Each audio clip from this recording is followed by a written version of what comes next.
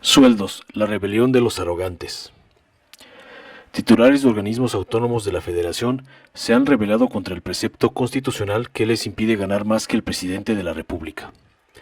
Es la segunda vez que lo hacen y por ahora solo la Suprema Corte de Justicia los puede frenar y obligarles a acatar los textos de los artículos 75, 126 y 127 de la Constitución antes de que tuvieran que intervenir otras autoridades. El Banco de México, Banjico, considera que es falso que el sueldo del presidente de la República fijado en el presupuesto de egresos de la Federación. El argumento consiste en que no incluye elementos pagados en especie. Sin embargo, los gobernadores de esa institución omiten que no forma parte de la remuneración los apoyos y los gastos sujetos a comprobación que sean propios del desarrollo del trabajo, como tampoco los gastos de viaje en actividades oficiales. En las casas de los embajadores de cualquier país, incluso de México, se ejerce un presupuesto que no se contabiliza como sueldo del representante diplomático. Lo mismo ocurre en otras residencias oficiales, en especial de jefes de Estado y de gobierno. La alimentación de las tropas no es parte de los saberes, como tampoco, por cierto, el café que beben en sus reuniones los gobernadores del mismo Banco de México. Hay muchas más erogaciones de esta clase, las cuales forman parte de los gastos de operación, cuyos montos se encuentran señalados en el presupuesto federal, con la única excepción de los del Banjico, que no está sujeto al control presupuestal directo. El argumento de que el sueldo presidencial es falso porque debería contener una parte en especie es mendaz a la luz de la norma, ya que en esta no se dice que siempre debe incluir un componente no monetario. Mas todo eso tiene poca importancia. El verdadero planteamiento de Banjico no es jurídico, sino que tiende a combatir la política de salarios que ha sostenido la nueva fuerza gobernante. La acusación consiste en que López Obrador se ha rebajado el sueldo para poder reducir los de todos los jefes, pero no incluye, así lo insinúan, lo que él come en Palacio Nacional y quizá el costo del albergue, cuyos montos, por lo visto, deberían ser adicionados para lograr una fijación más alta del sueldo de cada miembro de la Junta de Gobernadores del Banco de México. Por lo demás, la controversia planteada por Banjico es inoperante, porque los salarios de los integrantes de las juntas son fijados por un comité especial ajeno al banco. Luego, si ellos lograran la invalidez del sueldo presidencial como referente normativo, ésta no podría tener efectos generales y por tanto no sería obligatoria para dicho comité especial, ya que éste no es parte del litigio ni recibe órdenes del Poder Ejecutivo.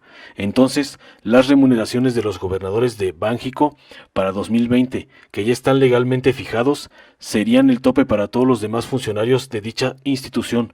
Todo quedaría igual. En síntesis, lo que el Banco de México quiere es echar abajo el monto del sueldo del presidente de la República por la vía de la controversia constitucional, aunque eso, a fin de cuentas, no sirva para nada, porque la resolución de la Suprema Corte solo tendría efectos respecto de las partes de dicha controversia, artículo 105, tercer párrafo, y además el banco no figura en el presupuesto federal. La Comisión Federal de Competencia Económica y el Instituto Federal de Telecomunicaciones han presentado también sus propias controversias a la Suprema Corte para reclamar remuneraciones mayores a las del presidente de la República, con variados argumentos pero sin tomar en cuenta la Carta Magna. El Instituto Nacional de Estadística y Geografía ha logrado que el ministro instructor le conceda una prórroga de la suspensión que le otorgó el año pasado para evitar la aplicación del presupuesto de 2019. Ahora, por lo visto, se otorgan prórrogas suspensivas contra la vigencia de un ordenamiento nuevo que no existía cuando se otorgó la suspensión de otro decreto muy diverso, anterior, que ya no tiene vigencia, sino que es la representación fantasmagórica del pasado. De cualquier manera, por un lado, la ley reglamentaria no permite conceder suspensiones cuando se trata de normas generales, artículo 14, segundo párrafo. Por el otro, el presupuesto de egresos ha sido varias veces considerado por la Suprema Corte como una norma general. Al mismo tiempo, pudiera afectar al interés público conceder suspensiones judiciales sobre los sueldos presupuestales fijados para 2020, con el propósito de mantener remuneraciones anteriores que eran más altas que las ahora señaladas. Si tales controversias fueran declaradas infundadas al término del procedimiento, el Estado mexicano habría pagado durante meses salarios indebidos, que ya no podría recuperar. Tendríamos entonces una pérdida de patrimonio público, pero sin responsabilidad para nadie. Si por el contrario, estas controversias se siguen sin suspensiones, conforme lo marca claramente la ley, en el caso de que la Corte declarara fundada la controversia, ella misma tendría que ordenar que se completaran los sueldos hasta llegar al nivel señalado en su propia resolución, con los naturales efectos retroactivos. El Instituto Nacional Electoral no ha recurrido ahora a la Suprema Corte, sino que ha decidido, a través de su Junta General Ejecutiva, que los altos funcionarios ganen mucho más que el presidente de la República porque, dice, su trabajo es especializado. Ese acuerdo es enteramente inconstitucional, ilegal e inmoral.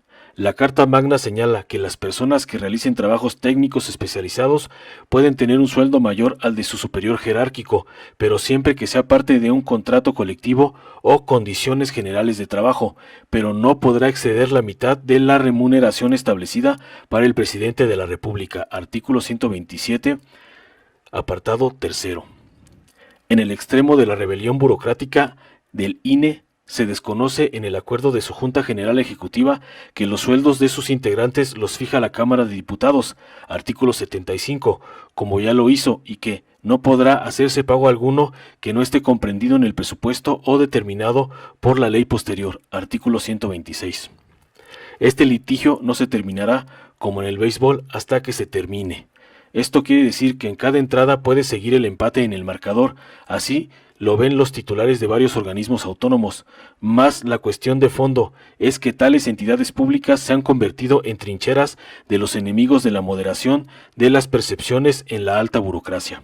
La política de remuneraciones de la 4T no es un capricho, sino una respuesta a las largas décadas en las que el Estado corrupto se expresó en casi todo, incluyendo la práctica con la que los sueldos podían ser tan altos como lo decidieran los gobernantes, mientras el salario medio nacional disminuía. Así, las remuneraciones de la burocracia dorada eran una forma integrada al sistema de gobierno, reparto de prebendas y privilegios. Si el país ha repudiado por la vía de los votos esa práctica, resulta inmoral querer mantenerla desde instituciones públicas, en desobediencia del mandato popular. Esa inmoralidad empeora si se considera que lo pretendido consiste en conservar el magnífico y desproporcionado sueldo propio. Frente a la arrogancia de unos cuantos funcionarios investidos de poder, es obligatorio defender la democracia, la austeridad republicana y la Constitución. Informó Mr. Político. Nos vemos en el siguiente video.